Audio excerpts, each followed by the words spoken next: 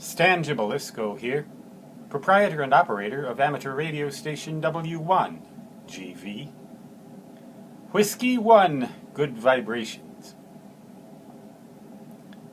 You might live in a forest with a lot of tall trees and think that you have an ideal situation for stringing up antennas because you've got plenty of tall supports.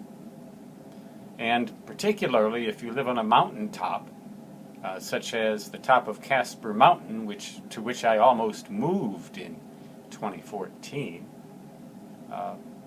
you are at a high elevation without any higher elevations around you. Plenty of horizon, just you have to look through the trees to get to them. And these are like 100-foot tall trees. You could get an antenna up 70 feet easily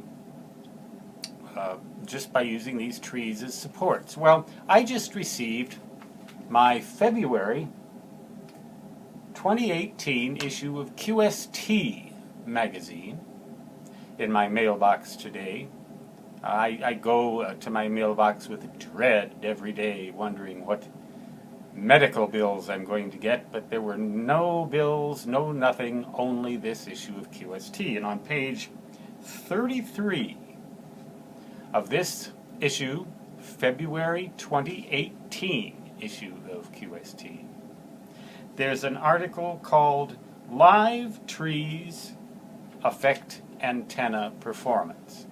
And for the next several pages, the authors, I'm not even going to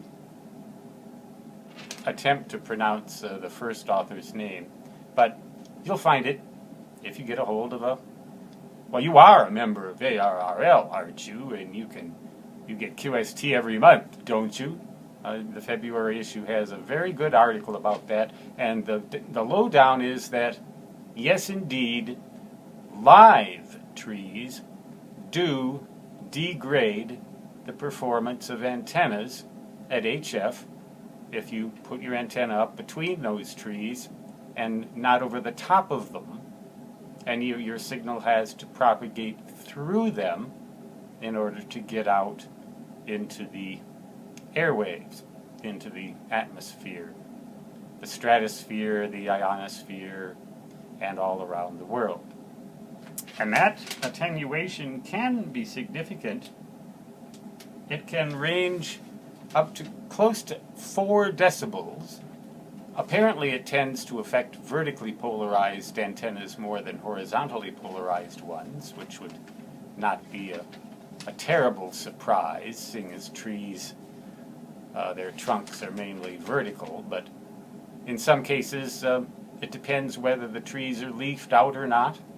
I suppose, I don't know if I read that whether or not things like snow and ice on those trees would affect performance additionally.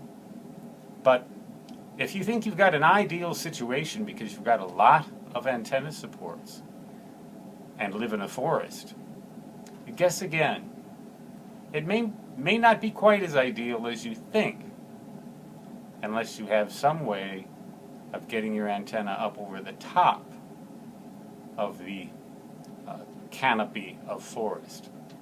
And that can be pretty doggone hard to do.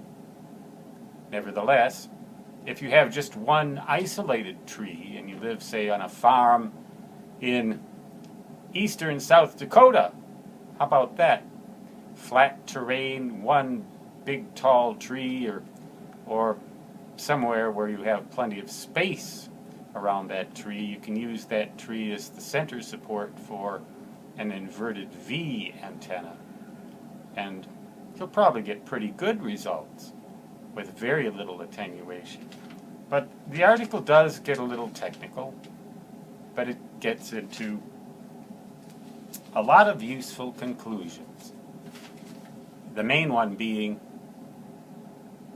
trees do attenuate RF, and sometimes quite a lot.